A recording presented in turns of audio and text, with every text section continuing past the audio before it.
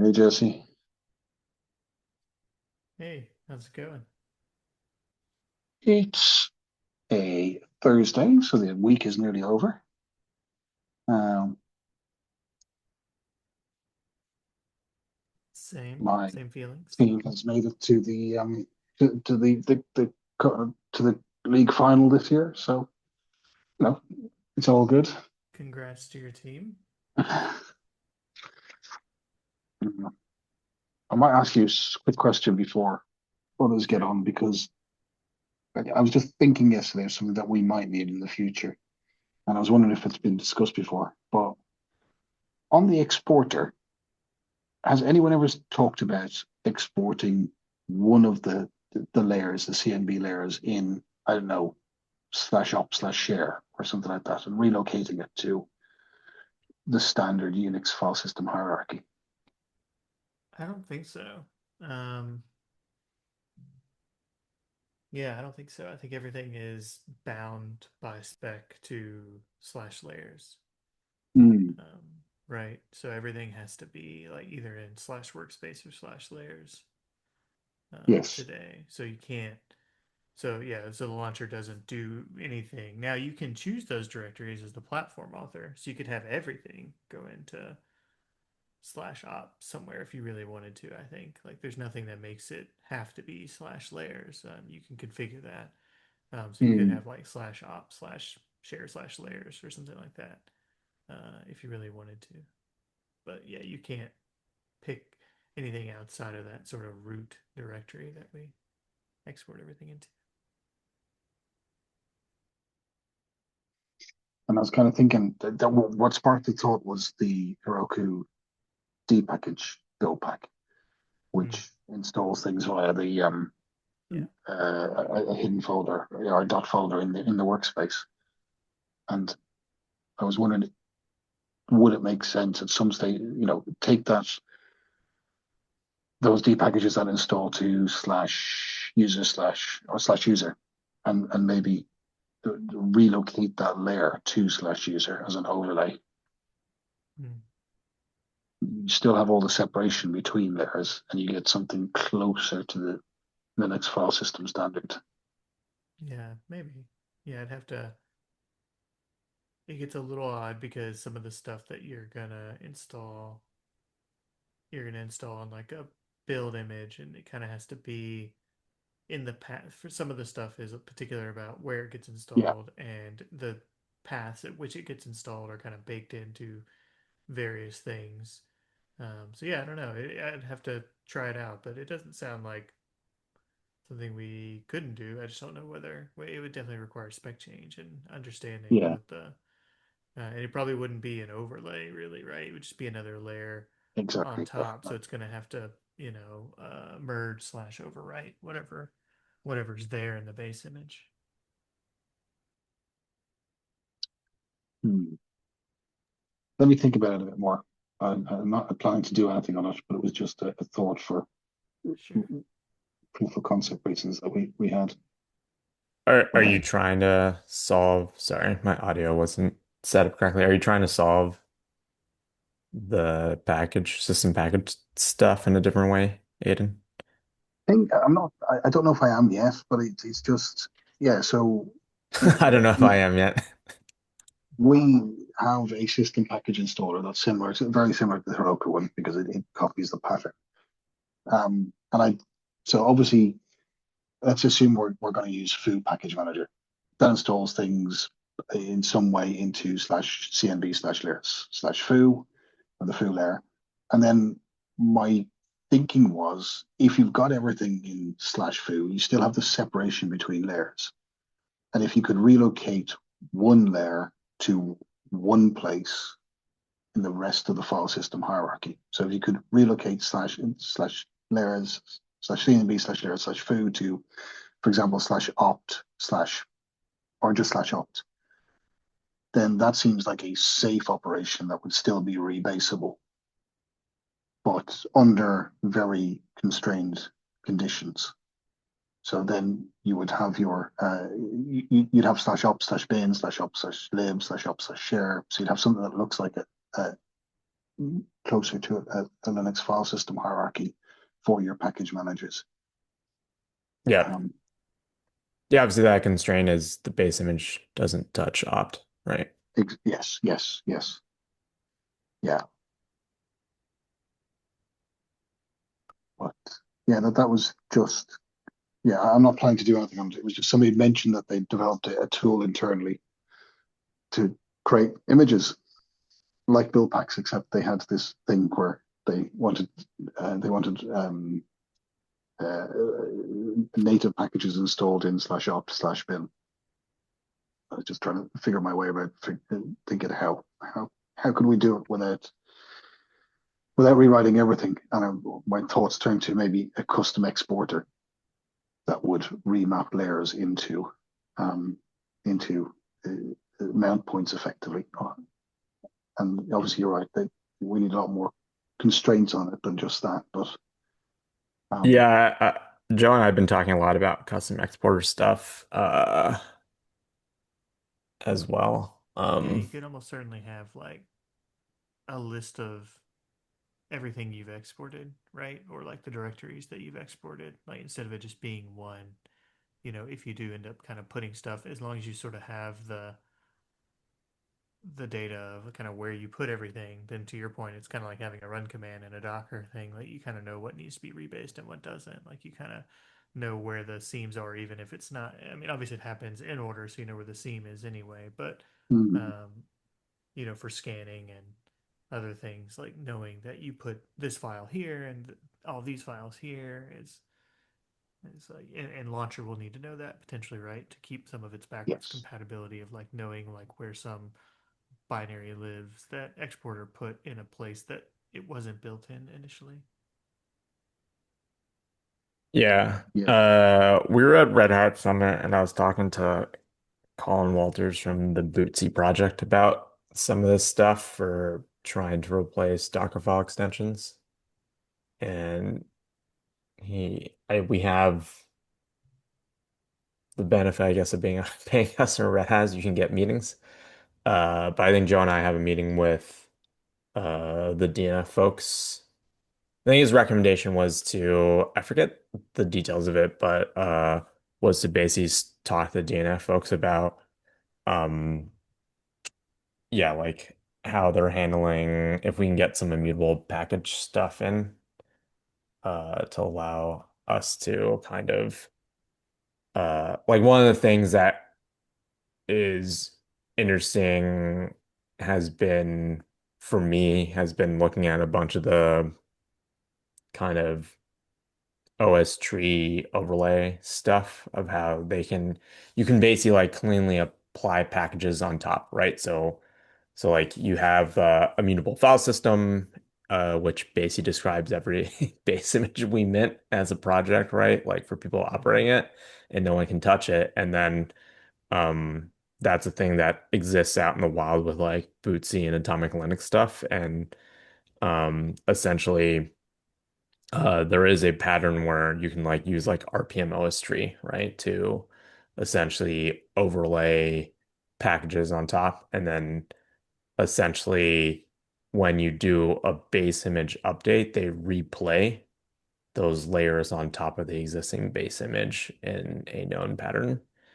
And yeah, Colin said that OS tree is not what we want, but we should talk to the DNF folks about seeing what we can do there. I mean, at least with respect to like Red Hat, right? But um, I think potentially there's a pattern there. But OS tree doesn't help us for like the OCI kind of thing that we're doing. That's what he told me. But I think the interesting. concept is I feel like I've been beating around the bush around this concept for a few years, but haven't pushed it super hard. But I think that overlay, like replay type of thing is essentially what you want because then you can rebase and then essentially reinstall the package layers on top. And then they actually go in the correct place. Mm-hmm. Mm, yeah. All right, we can circle back to that. I want to get through everything that's Yes, on the sorry. agenda. No, it's all right. It's all right. Sign into the doc if you haven't already. New faces. I don't think new faces. I don't think so. RFCs. There's nothing that is open, nothing ready for review, and nothing is voting. Um, and TOC update. Anything there, Terrence, worth talking about? Yeah, Facila pinged me. I think we need to figure out what we're doing with, I think Joe and I have been talking about trying to convert like the TOC into a more steering committee style thing that just involves the companies that are essentially actively Mm-hmm. using and not necessarily companies that are necessarily committing a ton of resources into the project. Okay. Um, Partially just to get, um, I think there's like more ways to be involved than that. So it'd be good to kind of get their voices in. But I will open, I guess, an Nice. RFC now that I have this other RFC open. So Your RFC is next on the agenda. The Rust launcher implementation. I breezed through it earlier. Um, yeah, we've kind of talked about this on and off for a long time now. Um, yeah, I feel like and my original proposal for this was when Steve and Emily were still around. Like Yep. in Yeah, I remember seeing a Rust version of the launcher. It wasn't drop in ready by any stretch of the imagination, but it was like, a well, twinkle you in had to your write it by eye hand back back then. then. Yeah, yeah, yeah, exactly. Yeah. It was different. It was different times. I had Yeah. more time, but also less time. Yeah. Um, I like the framing and everything. Makes a lot of sense. One thing that I think you could call out, it's not some of the stuff around the security advisories and stuff like when they scan launcher, they're really scanning lifecycle, which is sort of a at dev tool versus at runtime tool. I think that distinction could be worth calling out. Like the binary that we do use has a lot of hooks and dependencies of like Docker distribution, Moby, container D and stuff like that that isn't actually Yeah, used in the launcher. I think that's fair. I think I touch on it, but only for the sizing Yeah, and not for the security angle. yeah. Yeah, just as far as baggage goes, it is mostly baggage because it isn't being executed in launcher, but the risk of it being executed in launcher is still there. It's a latent risk of it just being part of the binary, and you know bugs happen and stuff like that, right? So Are there a ton of yeah, CVE things that come from Moby and stuff? oh yeah. Just, yeah. I mean, I don't know that the scanners are finding them, right? Like the scanners are mostly finding this stuff like this, like they're just looking at the metadata of the Go version. But as far as like the life cycle, Dependabot treadmill, it's mostly not these things, right? Like some of it is this, but it's going to be a lot of Moby stuff that we have to ignore, container stuff that we ignore sometimes too. So just our general security Yeah. stance on what ends up in the image will be, much lower uh, risk. Yeah. I mean, I did just approve some of I mean, yeah, we get a lot ignoring. of stuff like if you were, Yeah. running container D containers, then X could Yeah. happen, right? And like we don't run the containers, we're building them, and we use some of the SDKs, which is a fine stance to have on like a dev tool. But I think like if someone was doing an SBOM for like what binary lives in there, like the SBOM for what exists in the actual run image, should be significantly lower and less ignores from like things that are irrelevant just because they won't be listed at all. Yep. Did you want to add any framing or anything to this, like for today's discussion, or did you just want to go in to see what people thought? Um, I mean, mostly, yeah. I mean, it's been a long time that we've talked about it, but I feel like hasn't felt real until fairly recently. And I think a lot of this outside of my own technical personal interests for wanting it, I feel like um Google launcher separation Mhm. RFC from the base image. The decoupling RFC, I feel like has been the big driver of like, oh, maybe we should actually do this versus like this is a Yeah, thing that is nice in theory. Like all the things you said are like theory craft are like, yeah, smaller surface, like smaller runtime, like potentially faster boot up time, though I think that is probably like fairly negligible actually yeah, in the grand scheme of things because it just doesn't yeah, live very long, right? yeah. Launch doesn't do It a lot. probably, yeah. I mean, Yeah. yeah, but it does live forever, right? For the entirety Yeah. of the process, depending on like how it's Yeah. configured, I guess. But the startup But it time replaces is itself, forever. right? So it's like Yeah, yeah. I don't You Yes. know, like probably you're you doing probably gain like a couple hundred milliseconds, maybe yeah, yeah. half a second in like the best case, probably. Yeah, yeah. Do you have a feeling, Terence? So there's a bunch of CVs in Go standard lib. I accept the technical arguments, things like, we end up dead code eliminating most of those out of the compiled binary, and the tools are quote unquote wrong when they just tag anything built in Go as being.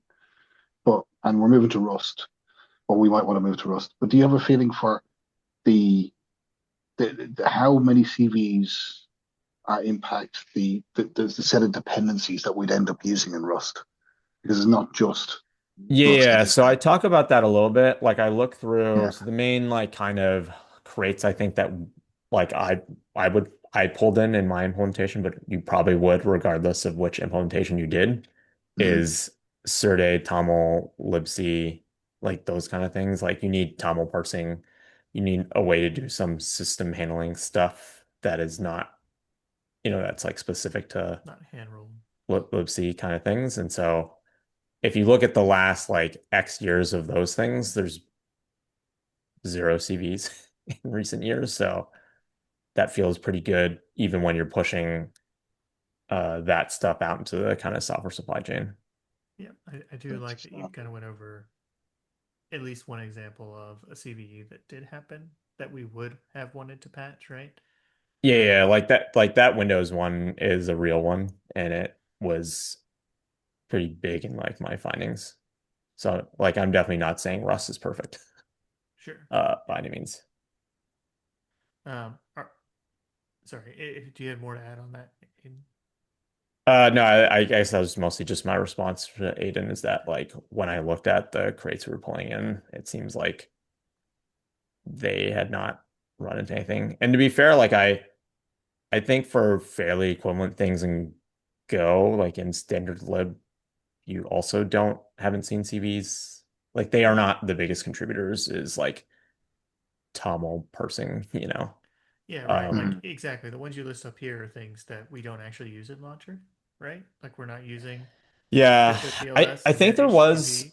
there was one that I found I didn't include in here for Go, but it was like from 2022, I want to say, and I think you're starting to get like pretty far back Mhm. there, but there was like an OS exec thing that would have impacted us Launcher. that we would have like you definitely would have wanted to patch it, right? Yeah, But I don't know how like far you want to go back in those. And it's like I found one. It's like it's not like a thing that happens very often.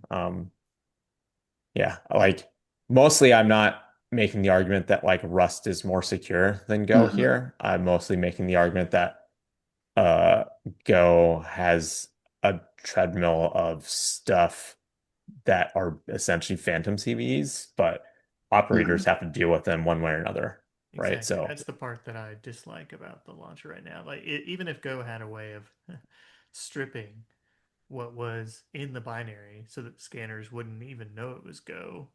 Like I feel like that's like, and just let the CVEs, be patched on our side, like just for normal, like, maintenance windows. Like I think we'd be fine. But anyway, I get, yeah, it's like I said, it's not that Rust is more secure, but it is going to be its own project without as many dependencies, which means that its treadmill is going to be way less, and Rust in general has considerably less surface area, like you said. So it's just less likely that the SBOM that talks about the launcher that we end up shipping that people are scanning, it's going to have less things to scan, therefore less things to patch. It just slows the treadmill down for us quite a bit, I think. It's more of a There's no safety way issue. of having the SBOM say, oh, by the way, we're only using these smaller bits of the Go standard library. There is, yes, an alternative Okay. here would be to probably break out the launcher into its own repo. Like you get some of the same benefits just by breaking it out of lifecycle, I think. Because if we shipped the launcher SBOM and it was like the actual SBOM from when we produced the launcher binary and only the launcher binary, the stuff that is in the SBOM, you're still going to have like these things probably. Like I don't think Mhm. those go away. Like so you're still going to have some of the standard library treadmill. But the things like Container D or Docker, Yeah. like those things would not be on there. Where like if someone is looking at lifecycle today, because that's what's in the image, they see all of these and also the Container D and Docker Moby Yeah. things that occasionally pop up that look really scary, even if you're not running images. So turns out we don't boot up an HTTP server in launcher. So Yeah, not yet. No. Um, so I had a couple kind of thoughts and questions about this. There's not a whole lot of talk about the distribution. I mean, there's a good bit of talk about dual distribution, but I want to leave that alone for now. But like, is the idea that we are going to distribute this Rust binary in the existing lifecycle image, for instance, right? Um, and it also will be on the it'll necessarily be on the builders for trusted mode as well, right? So it'll just be like, are we going to change pack and make it aware that launcher is in a different distribution channel so that we can ship them independently? Or are you still of the opinion that we're just going to ship everything in kind of the same format, just with a different binary? I was thinking the latter, unless you had a good reason to think of the former. I, it's just name wise, it's weird, right? Because now we're going to be shipping this thing, this life cycle that ends up being a combination of, the name was always weird, and now it's just even weirder because now we're going to have this image named life cycle that's going to have the life cycle repos, artifacts, and then also the launcher artifact in it. Yeah, I mean, I guess I think most people probably still consider life cycle the entire life cycle, which includes launcher, Yeah. even if it's not part of the repo. Yeah. Because like I think in order to implement the on paper, like what you consider the CNB Mm-hmm. lifecycle and includes the launcher. So if we actually like got to step 5 of this, and like obviously I'm just like, here's a straw man proposal, like what migration looks like. Yeah.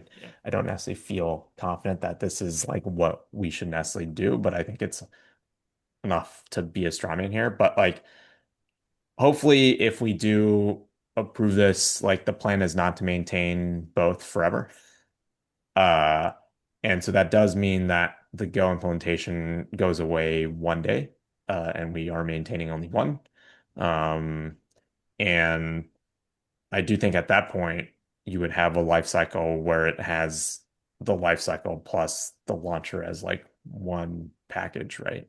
Or like one image. Yeah.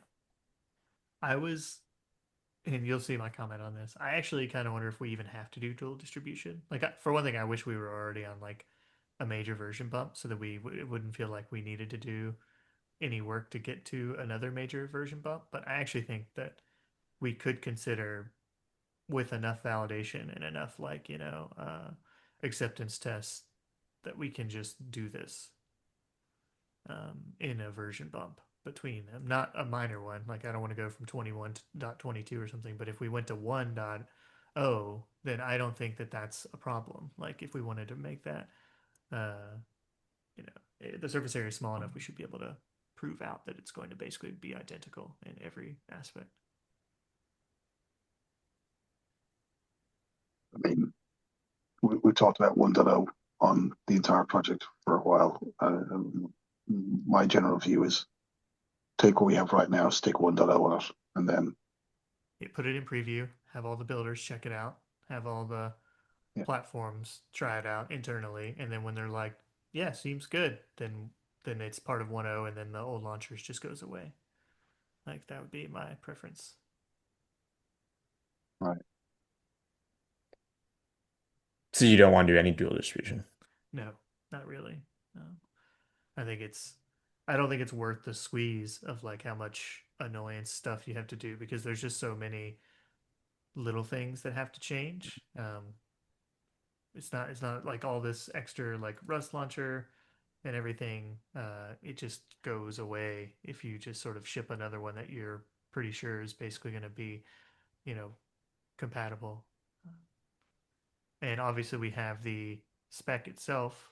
Um, So, if we do make a mistake, then something was missed in the spec, right? And like I think it's okay as long as we're under like preview and it's a major version bump.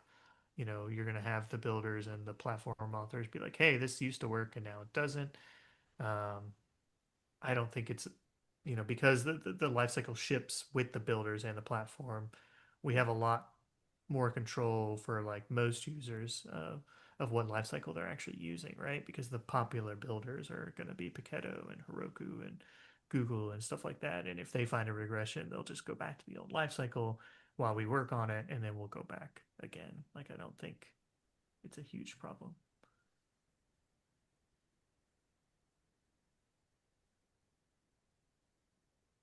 Yeah, I guess I was just thinking like how do you smoke tests in the wild, but maybe you don't need to, is what you're saying.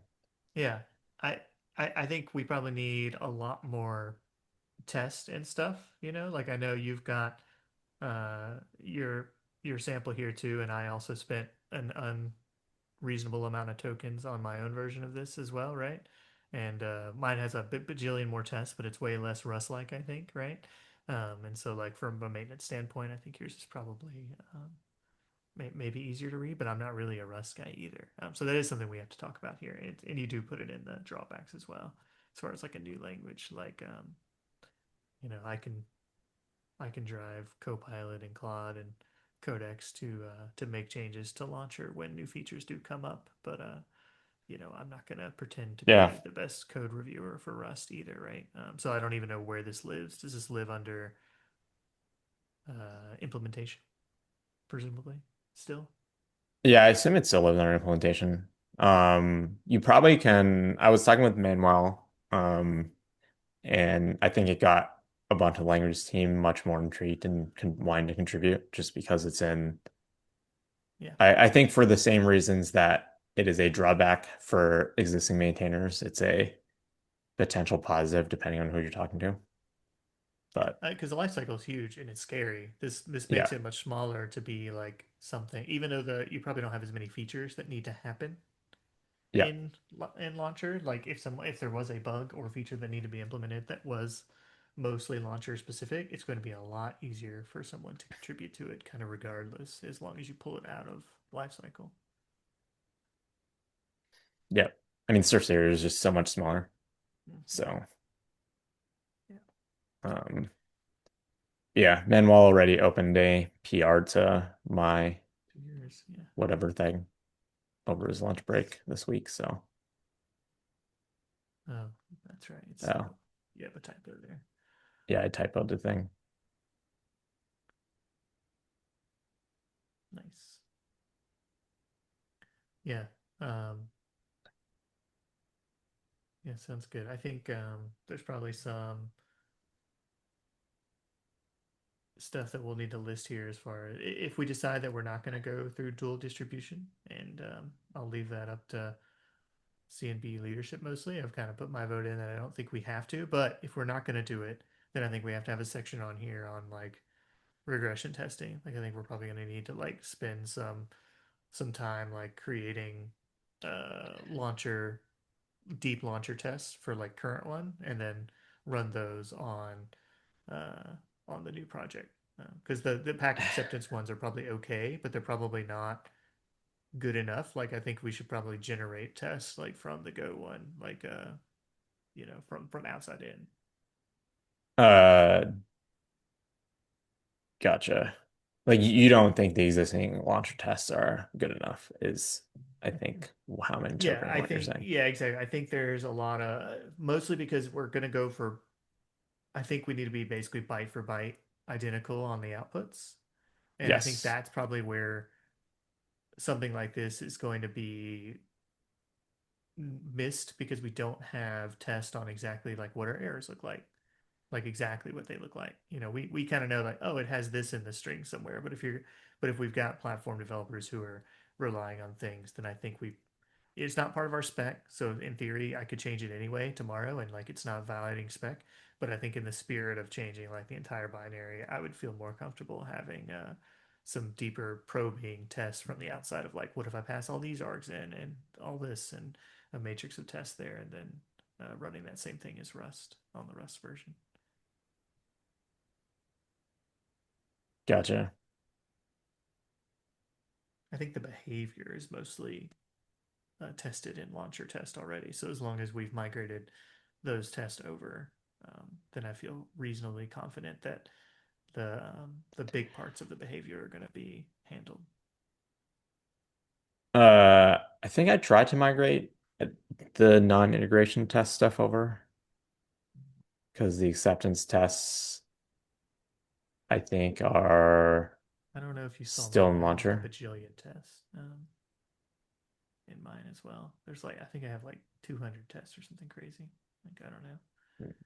Um, We can probably yeah, we can probably figure out what the use some agent to port some tests over 119, from yours. 727. Yeah, yeah, exactly. We can probably anyway. Yeah, because I tried to convert them all over, and so that I wasn't missing any behavior stuff. Because I went at it from complete accuracy, but not necessarily being the most Rust-like. But yeah, so it probably looks a little bit like a Go app, but Yeah, I think I only have like 44 tests or something. yeah,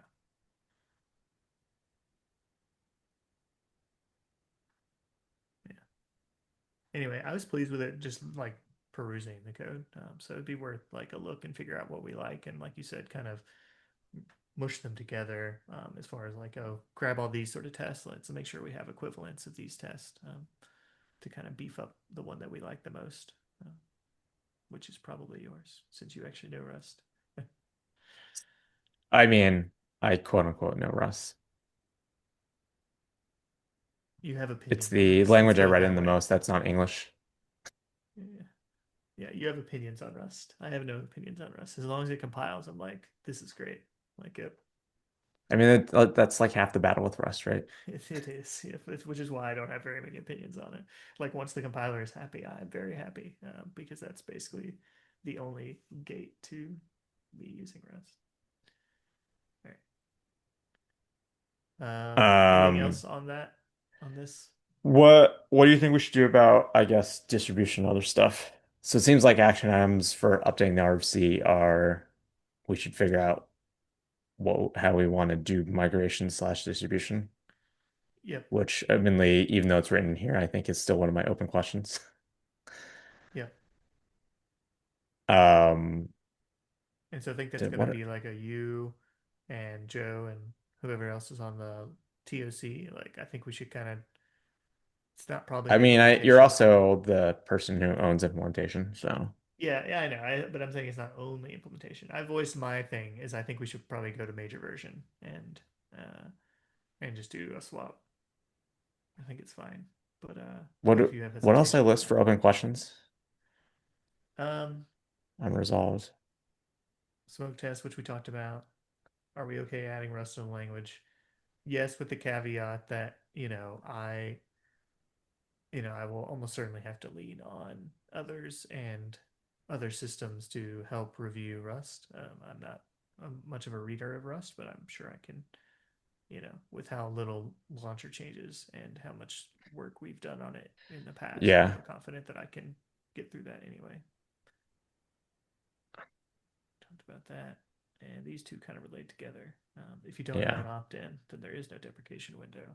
You can stay on the old version, and we could have some extended releases on the old one as a kind of part of this if it made us feel better. Like if we did want to do like a 1.0 preview, but we could still have like, hey, we're still gonna do like the old, O.23.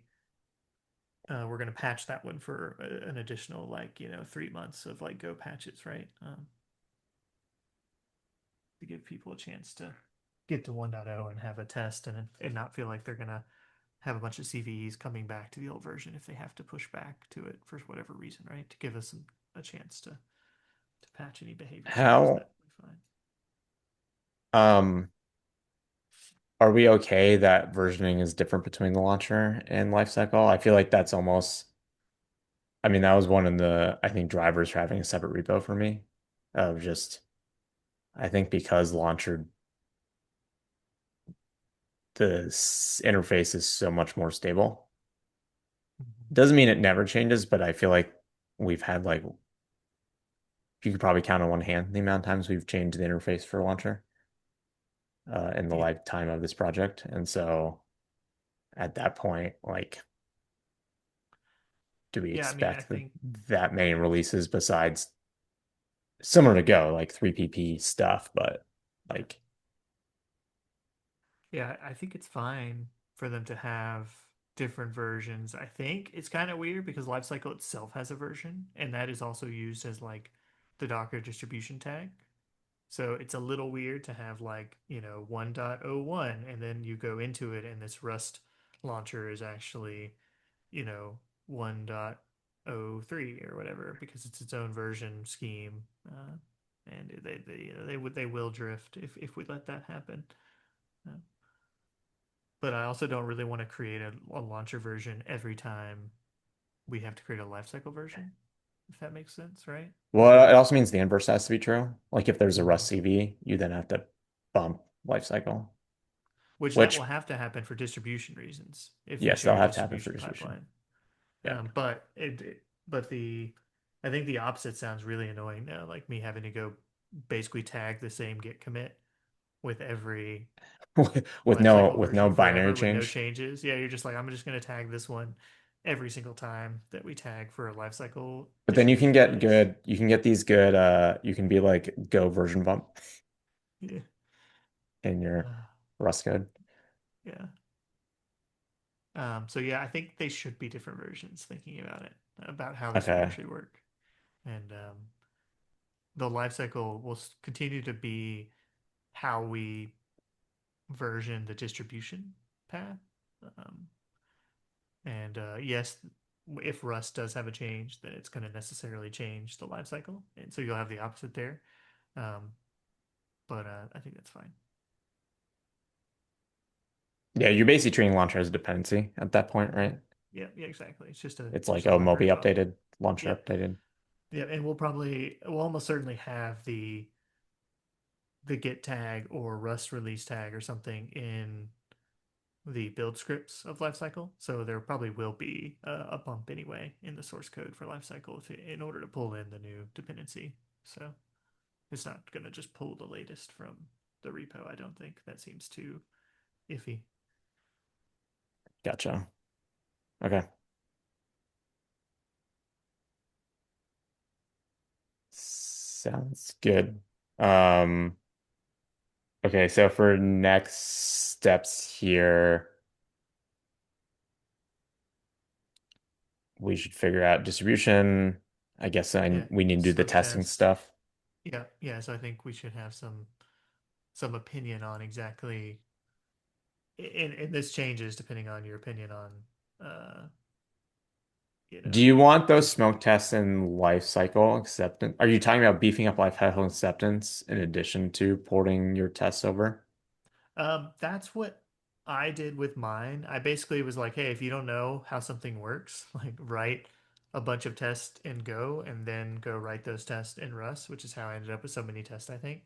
But I didn't really go back and look at the history of exactly what it did. Um, but I Are don't you think we committing have to those commit them. tests I was to gonna look. I actually don't know if I have them. I mean, probably. Let's see if they're. I don't know if they're actually here. Uh,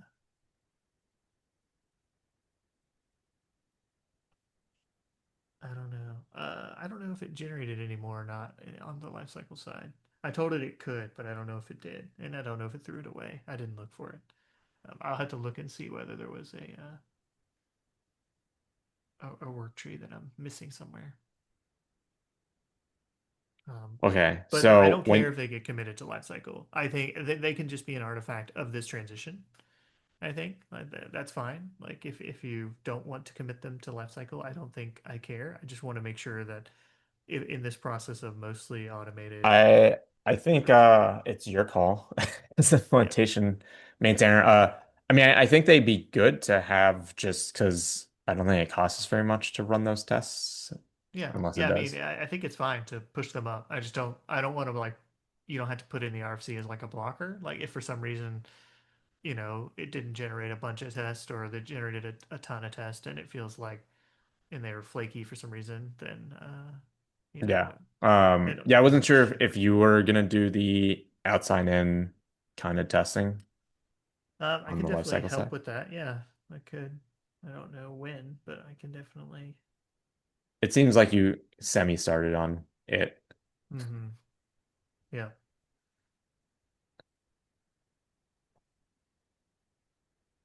yeah. I'm happy to help. Try to make sure that smoke test and outside in test are written, um, and I can use both lifecycle and my version of launcher as like kind of inputs to beefing up the version that your version, right?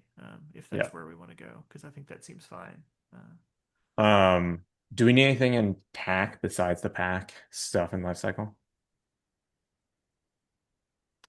Uh, I don't think so, because I think pack always just pulls everything from the lifecycle image or the lifecycle tar. So as long as our distribution mechanism doesn't change, it doesn't know or care that launcher is technically just a symlink to lifecycle.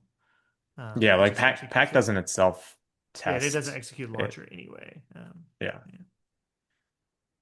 Okay. Yeah, and then lifecycle itself will need to um, it puts the launcher in the app image, but similar to Pack, it just sort of knows that it should exist on disk and then puts that in the app image. It doesn't really uh, execute the launcher. And so I think it's going to basically be oblivious to the fact that the launcher has changed, um, which seems fine. There's a chance we should add a little bit of logging and stuff to a lifecycle exporter because it is a different binary, having some output of like adding launcher version layer would probably be good, right? So that you can actually see what version of launcher it put in just from the metadata of the binary, hopefully, right? Yep. We don't, that's not a spec thing, right? Correct. We don't. Yeah, not a spec. Just a nice to have, I think. So we can confirm that it's the right launcher being done. Because, if it's, yeah, okay. Yeah. Um, that sounds good. And then does this solve Google's problem they had? I mean, I would like this I regardless of it, but believe, they were the main driver of me I believe spending a bunch of this time on it. I believe this solves most of their issues, right? The I think they still like the idea of it being disconnected a bit from like being a different part of the seam, right? Because they like the idea of distributing it themselves, but this doesn't block that if they still want it. But I think this could reduce the desire for it by quite a bit because the practical reason they're doing it is mostly about what you're trying to resolve here. If they have older app images or app image representations that have a launcher that hasn't had any CVEs, there's probably very little reason for them to try to detangle the launcher from in the app representation from the base image. But Yeah. in practice, they may decide that they still would like to do that at some point and have no launcher at all. And this would still make their life a lot easier even with that, because now they could distribute this and be in charge of only this. So I think the RFC still could live of like basically having a sim link or like a representation of where the launcher lives on the base image and not actually putting one in. I think that's a combination of these would probably make it perfect for them. Gotcha. Is there a timeline you had in mind of Nope, I did not. takes a year, Is there a takes timeline for you? um mostly just don't want it to die on a vine, but Yeah, I know my contributions are fairly spiky, so same. But motivation seems high right now, so hopefully, yeah, yeah. I don't know. I'll try to throw some time at your repo for the outside in stuff to see if we can drum up some momentum and confidence, and then, uh, yeah, we'll go from there. I don't have a timeline in mind. yeah, I'm also waiting for Joe to get back from PTO so we can Nice. When's he get have back? that Do you know? discussion with him. It should be soon, I think, Nice. if he's not back already. But I think it's like this week sometime. There's nothing else on the agenda. Yeah. There's someone else here. I don't know if they had any ad hoc agenda items or just listening. I'm just listening. Gotcha. That's fair. I figured since you hadn't piped up, but I figured I'd give you a chance to speak if you'd like to. Oh, All right. cool. I assume we can talk about the layering whatever thing with Aiden Mm-hmm. next time. Yep. Okay. Well, thanks, folks. If I can Yeah. figure out how to close Thanks, down y'all. this. All right. See you later.